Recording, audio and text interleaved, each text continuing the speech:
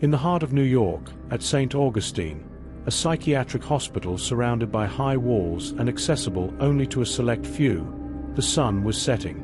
As the darkness of the night slowly seeped into the building's decrepit corridors, young intern Dr. Rachel was writing the final reports on the cases she had been working on, just minutes before the end of her shift. Despite her efforts to focus on her work, her mind was preoccupied with the same patient, David. What set David apart from the others was that his condition was far more complex and frightening than a typical case. David was a 32-year-old man who lived alone. When he was brought to the hospital, he exhibited severe trauma symptoms. However, the cause of this trauma was not an external event but horrifying nightmares emerging from his own mind. Every night, he experienced nightmares with the same frightening details at the same hour. These nightmares were so vivid that David sometimes continued to experience them even while awake. As Rachel tried to understand and treat the patient, she was about to be drawn into one of David's terrifying nightmares. After finishing her last report, Rachel walked with heavy steps toward David's room. The hospital corridors were bathed only in the faint light of fluorescent lamps. With each step, the creaking wooden floor beneath her heightened her inner unease. When she arrived at David's room, she noticed the door was slightly ajar. As she took a step inside, the air in the room was almost palpable in its density. Breaking the silence, Rachel called out, "David!" She received no response. The room received almost no light. The thick curtains in front of the window cut off all traces of the outside world. Rachel moved toward the bed, which she barely saw in the darkness. The bed was empty. David was nowhere to be found. Rachel's heart began to race. This was an unusual situation for a hospital. As she reached for the panic button, something caught her eye by the edge of the wall. It was a mirror, but not an ordinary one. When Rachel approached the mirror, the reflection she saw was not her own. The face of the silhouette before her was completely shrouded in darkness. But the eyes, those eyes looked out from the darkness, sharp and bright, as if they were penetrating the depths of Rachel's mind. At that moment, a hum appeared in Rachel's head. Time slowed, her breathing became shallow, and everything around her started to blur. As she stood in front of the mirror, she felt as though time itself was slipping away. The reflection was appending Rachel's entire sense of reality. It felt like minutes had passed, but it had actually only been a few seconds. For a moment, Rachel thought that the reflection in the mirror was not an anomaly, but a reflection of her own mind. But this thought sent shivers down her spine. Suddenly, a creak was heard behind the door, and Rachel turned around, startled. David was silently watching her from the corner of the room. His eyes were the same as those in the mirror. "Rachel, they are coming back," David whispered. His voice was pained and hoarse. At that moment, Rachel realized that the nightmares of this patient were not limited to the nights. They roamed the dark and deep layers of reality. The dark force manipulating David's mind was beginning to take hold of Rachel as well. Rachel took a deep breath, gathered herself, and approached David, trying to calm him. However, the fear inside her was spreading like a growing fire. Rachel led David back to his bed and administered a sedative, but this did not suppress the paranoia growing within Rachel. That night, as Rachel left the hospital, she had to face a fear that had been carved into the depths of her mind, despite her attempts to leave it behind. When Rachel woke up the next morning, she checked her watch in disbelief.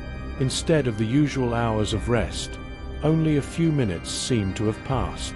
However, the dark images and fragmented dreams swirling in her mind during her sleep had completely distorted her sense of time. Upon waking, she couldn't even remember which day it was for a moment. Time had become a slippery ground for her. Everything appeared blurry and complex. Those eyes in the mirror, were they truly in Rachel's mind, or was it just a nightmare? Rachel had started her new day at Saint Augustine Hospital, trying to push aside the strange thoughts swirling in her mind. The peculiar experience with David had left a deep mark on her, but Rachel was determined to focus on her work. That morning, she had been asked to assist with a special surgery that would be performed by Dr. Harris, the chief surgeon of the hospital. Dr. Harris was one of the most experienced and respected doctors in the hospital. He had been known for years as a healer, but today's surgery was not an ordinary operation. As Rachel walked through the hospital corridors, she noticed something unusual: silence.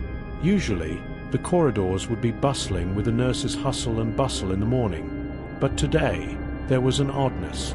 Rachel tried to suppress this feeling and continued towards the operating room area. When she entered the room, she found it perfectly prepared as always, with a sterile smell and bright white lights.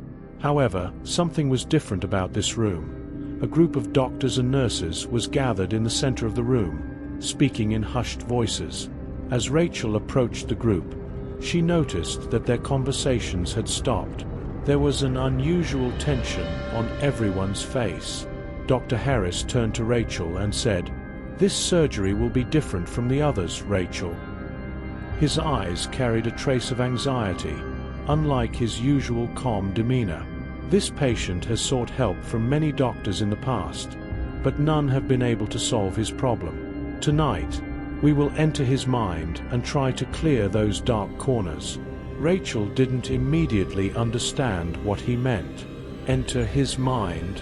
Was the focus of the surgery on the brain? Dr. Harris gestured for her to follow and moved towards the operating table. The patient lying on the table was a man in his 40s, pale and exhausted. His eyes were closed, but his expression bore traces of deep fear. As Rachel looked at the man's face, she briefly imagined his eyes opening and staring at her with David's terrifying eyes. But that was only a fleeting thought. Dr. Harris instructed Rachel to check the dosages of the medications administered to the patient and prepare for the surgery. Rachel quickened her steps, gathered the necessary materials, and set everything up. However, the strange feeling inside her grew stronger with each passing minute. Rachel tried to suppress this sensation and waited for the surgery to begin. The operating room was quiet. Only the faint beeping of the monitors and the brief, fragmented conversations between the doctors could be heard. Dr. Harris conducted a final check of the patient before starting the surgery and then turned to Rachel. "Are you ready?" he asked. Rachel nodded, but her unease did not escape his notice. The surgery began. Dr. Harris meticulously started to open the man's skull.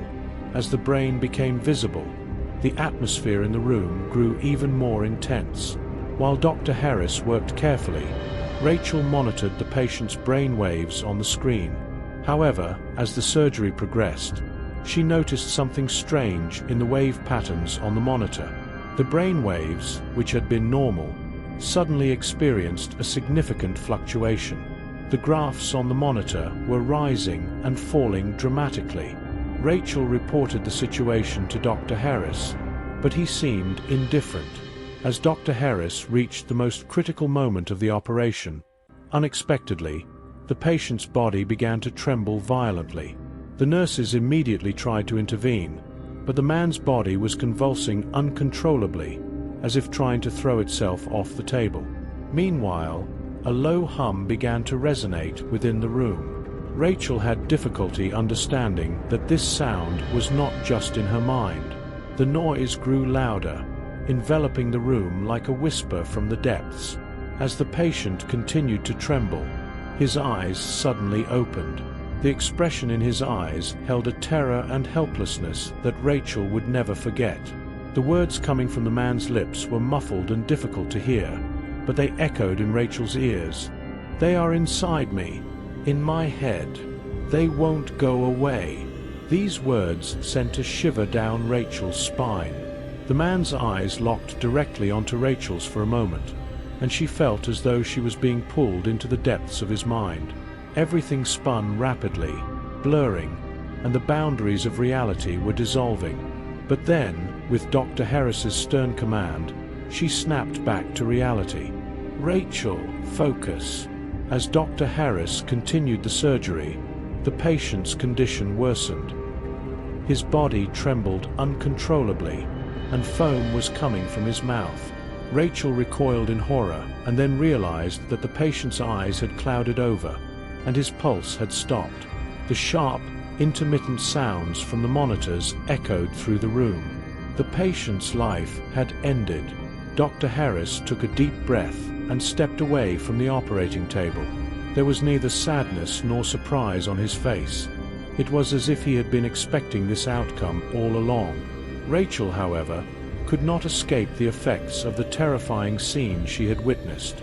The heavy atmosphere of the hospital seemed to be crushing her mind. When she closed her eyes, the man's final gaze and words were etched into her brain. Time had once again vanished. Everything was blurry. Everything was unclear. Rachel whispered to herself, "This night will not end." And indeed, for her, the night was just beginning. As Rachel walked out of the operating room, she knew something was wrong. What had happened in the operating room had left a deep scar on her mind.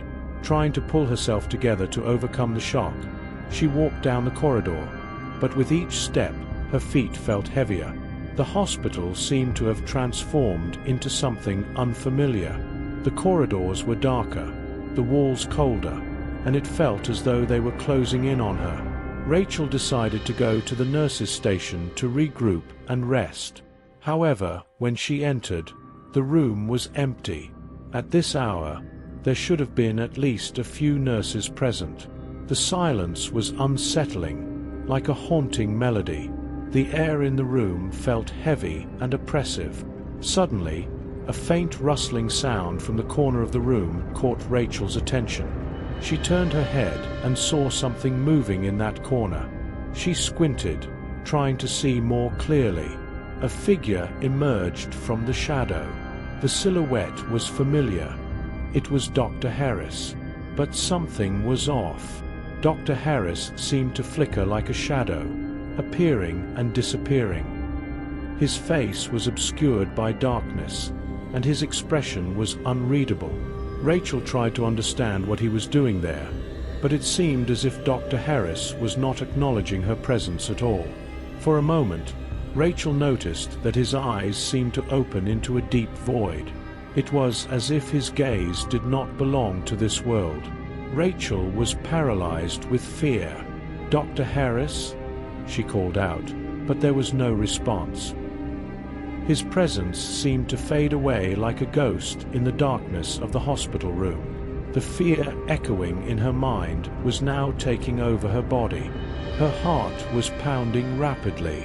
Fear was coursing through her veins, controlling her. She was jolted by a sudden noise. The sound had come from the corridor outside. Rachel, instead of locking herself in the room, decided to suppress her fear and move toward the source of the noise. She slowly opened the door and stepped outside, only to be shocked by what she saw. In the middle of the corridor, a wheelchair was overturned, and the surrounding area was in disarray.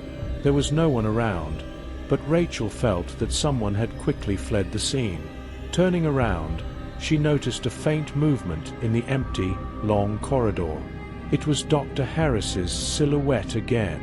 This time, it was farther away, but she could sense it approaching. Rachel decided to follow the silhouette. With each step, she felt the floor beneath her feet becoming slippery.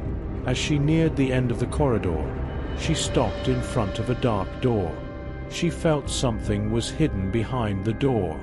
With trembling hands, she opened the door slightly and looked inside. In the darkness of the room, she saw a patient lying in a hospital bed. As her eyes focused on the figure in the bed, it became difficult for her to stop her heart from racing. The person lying in the bed was the same man who had died on the operating table that night.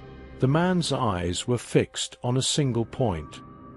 His eyelids were slightly open, and his lips were twisted into an eerie smile. Rachel was frozen. Her breathing quickened, and all she could think of was escaping. But then, she saw the man slowly turning his head toward her. Rachel stepped back in terror. The man's eyes had that same deep void. A horrifying darkness etched into her mind. "Can you hear me?" the man whispered, his voice muffled and deep. Rachel recoiled in fear, but could not tear her eyes away. The man reached out his hands toward her, as if pleading for help. Rachel, gathering all her strength, turned to leave the room, but the door slammed shut abruptly. She was trapped in the dark room. Rachel desperately tried to force the door open, but it was locked. Behind her, the man's presence was getting closer. His cold breath was felt on her neck.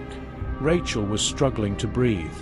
The air in the room was becoming thick and suffocating. As her vision began to darken, the man's voice was heard again. "Time is running out for you, Rachel." Rachel closed her eyes and, moments later, found herself back in the hospital corridor. It was as if the horrifying event she had just experienced had never happened. There was no trace of that terrifying room behind the door. Yet, her mind felt trapped in that moment. There was a delusion in her eyes, and a deep wound in her soul. Without wasting a moment, Rachel rushed to Dr. Harris's office. Dr. Harris was behind his desk, dealing with files. Rachel, out of breath, began to recount her experiences. "Dr. Harris, just a moment ago, I saw something. The man we operated on. He seemed to be alive. I went into a room and saw him again. He was calling for me." Dr. Harris looked into Rachel's eyes and said in a calm voice, "Rachel, you're exhausted. After surgery, everyone experiences things like this. What you saw are just tricks of your mind. You need to rest." But Rachel was sure what she had seen was real. The fear inside her was drowning out Dr. Harris's calm explanations. When she looked into his eyes, she saw that emptiness again. Everything was blending together, and her sense of time and space was fading. Rachel didn't want to believe what he was saying. The truth echoed in her mind, but no one could hear it. Among the cold walls of the hospital, Rachel was alone. She could no longer distinguish between what was real and what was a figment of her mind. The truths were hiding in dark corners, closing in on her. In that moment, Rachel thought that even her own mind had betrayed her. But this was just the beginning. The darkness lurking within this hospital was preparing to completely take over her mental world. Rachel's mind was lost once again among the cold corridors of the hospital. Her sense of time had completely shattered, and she couldn't distinguish between what was real and what was a hallucination. After leaving Dr. Harris's office, she hurriedly tried to make sense of the blurring world before her eyes. However, she walked without knowing where she was going, as if some force was dragging her to an unknown place. Suddenly, everything around her began to spin rapidly. The corridors seemed to merge into each other, and the walls appeared to be moving. Rachel, trying to maintain her balance, placed a hand on the wall, but this time the wall felt different from the cold, hard surface she was accustomed to. The wall seemed to move as if it were alive, with something wriggling beneath its surface. Her heartbeat quickened, and fear flowed through her veins like a cold river. At that moment, Rachel realized something was wrong. Her mind was reliving the horrifying events she had experienced before, but this time they felt more real. When she closed and opened her eyes, she suddenly found herself in an operating room. The operating lights were flickering, and the cold metallic sounds of the devices echoed in her ears. On the bed lay a patient she had previously operated on, surrounded by a group of doctors. However, these doctors presented an unusual stance. Their faces were masked, but the eyes behind the masks were empty and dark. Rachel tried to pull away from the scene, but something stopped her. A pair of strong hands grabbed her shoulders and forced her onto the bed. Rachel tried to scream, but her vocal cords seemed to be frozen. Nothing came out. Her eyes were wide with terror, struggling in the helplessness of not being able to ask for help. At that moment, Dr. Harris appeared. "Rachel, you know that this situation has gotten out of control. We need to heal you," he said. But Rachel no longer saw the familiar expression in his eyes that should be in a human's eyes. The eyes were now just an emptiness, as if they did not belong to a human being. Rachel was struggling, but she couldn't control her body. Her arms and legs were strapped to the bed with tight restraints. Dr. Harris and the other doctors were doing everything they could to make her completely immobile. For a moment, Rachel's consciousness blurred, but something was pulling her further into this darkness. When she opened her eyes again, the operating room was silent. However, this silence was not the kind Rachel was used to. A deep unease grew with every breath she took. Her gaze swept across the room once more, searching for that horrifying figure. With eyes fixed on the walls, she noticed something moving in the shadows. When her eyes focused on a corner of the wall, she saw it slowly opening. The cold concrete seemed to split like a piece of flesh, and a dark figure emerged from within. The creature was approaching Rachel step by step. Its breath pierced through the cold air of the room, making Rachel feel the chill of death on her neck. Rachel wanted to escape, but it had become impossible to control her body. Her eyes were wide open, frozen in fear. As the creature leaned over her, Rachel's entire life flashed before her eyes. At that moment, she encountered those empty eyes once again. The creature's face was neither human nor animal. It was a visage of a nightmare. When Rachel felt the creature's cold hand wrap around her throat, she wanted to scream, but no sound came out. Darkness appeared in her eyes, her breath ceased, and she finally succumbed to the darkness unconsciously. The creature's fingers pressed on her throat, and Rachel's life slowly faded away before her eyes. The hospital was enveloped in silence. The creature lingered over Rachel's lifeless body for a moment, then slowly withdrew and disappeared through the crack in the wall. The room returned to its former state, cold, silent, and dark. Rachel had become yet another dark secret of this hospital. Nothing was real for her anymore. Mind games and dark entities had forever claimed her soul.